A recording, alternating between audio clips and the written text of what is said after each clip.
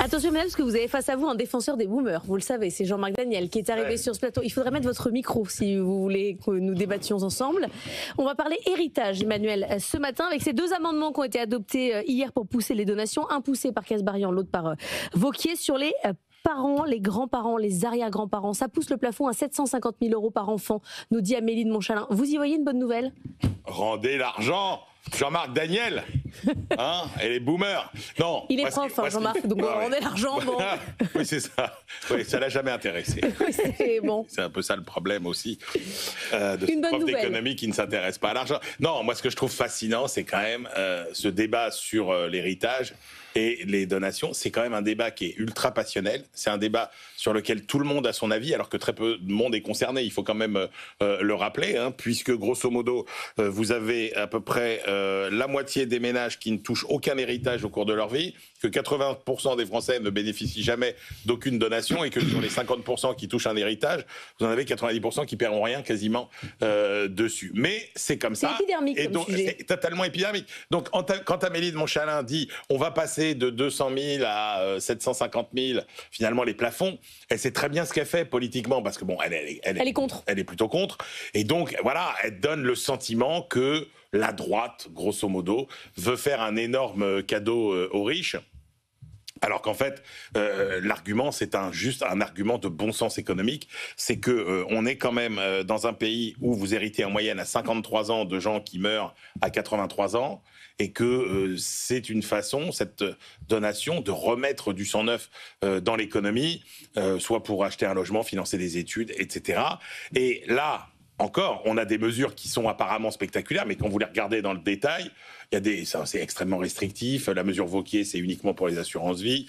Et en 2026 ? Voilà, c'est sur l'immobilier, et encore une fois sur une période limitée, mais à plein de conditions particulières. Donc on a l'impression d'un grand boom, alors qu'en fait c'est infinitésimal. Là on parle de quelques milliards qui vont peut-être être remis en circuit dans l'économie, alors que potentiellement une vraie réforme que je développerai après que Jean-Marc se soit exprimé. Si vous lui laissez du temps, parce que là... ce serait de remettre plusieurs centaines de milliards dans l'économie. Jean-Marc, faire circuler l'épargne, c'est quand même un beau combat. Oui, c'est un bon combat, mais l'épargne des plus anciennes n'est pas thésaurisée. C'est-à-dire, on n'a pas vu à l'époque de Balzac, du père Goriot ou du père Grandet, qui avaient leurs pièces d'or dans des bas de LED et tout ça.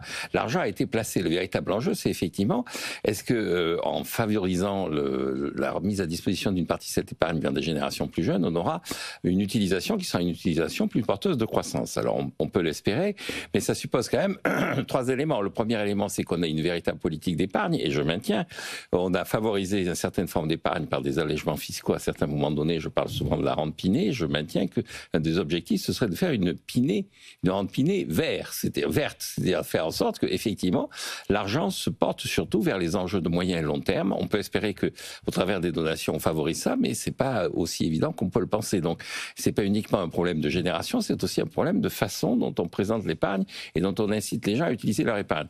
La deuxième réflexion, c'est que si on veut que les personnes les plus âgées se dessaisissent d'une partie de leur épargne, il faut qu'on ne crée pas d'angoisse chez eux. C'est-à-dire que concrètement, l'épargne, c'est aussi... Touchez pas la retraite, ça veut dire. C'est-à-dire, si vous dites aux gens que l'objectif qu'on se donne, c'est de baisser votre pouvoir d'achat de façon systématique, rendez l'argent, tu vas payer boomer, salopard, tout ça, la réponse naturelle, c'est le principe de précaution.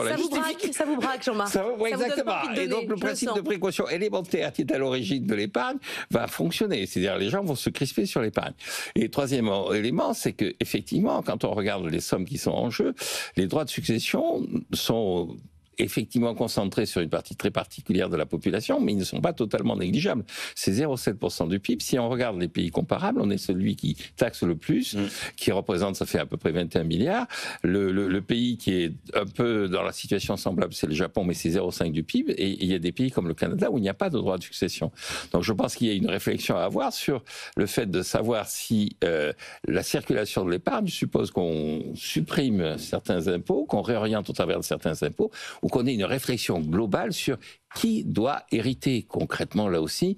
Il y a des pays où c'est pas forcément les enfants qui héritent en... Oui, vous voulez libérer, chacun choisit qui hérite. Mais si le fléchage vers le logement, c'est intéressant quand même. Oui, alors c'est intéressant. Puisque le problème, c'est le premier achat. Oui, mais non, parce que c'est intéressant pour répondre uniquement à la problématique du logement, pas à la problématique de l'optimisation du capital. Et sujet important quand même. Oui, d'accord. Dans le pouvoir d'achat. Oui, mais alors là, pour le coup, vous cédez à l'argument qui est que vous ne favorisez que les riches. Et que les enfants de riches qui ont les moyens de se permettre d'acheter un logement. Non, moi je pense qu'il faudrait une réforme beaucoup plus radicale du type que celle que préconise l'OCDE, c'est-à-dire qu'en gros vous supprimez les donations, vous supprimez la taxation de l'héritage et vous créez en fait un impôt progressif tout au long de la vie sur les sommes que vous recevez, qui que soit celui qui vous donne. Donc en gros, c'est une fiscalité progressive, c'est-à-dire que plus vous êtes jeune, moins vous payez d'impôts, et puis évidemment plus vous touchez, plus vous payez d'impôts et plus c'est progressif. Pour faire circuler. Mais pour faire circuler, et la réalité, c'est que ça doit dépendre de qui touche.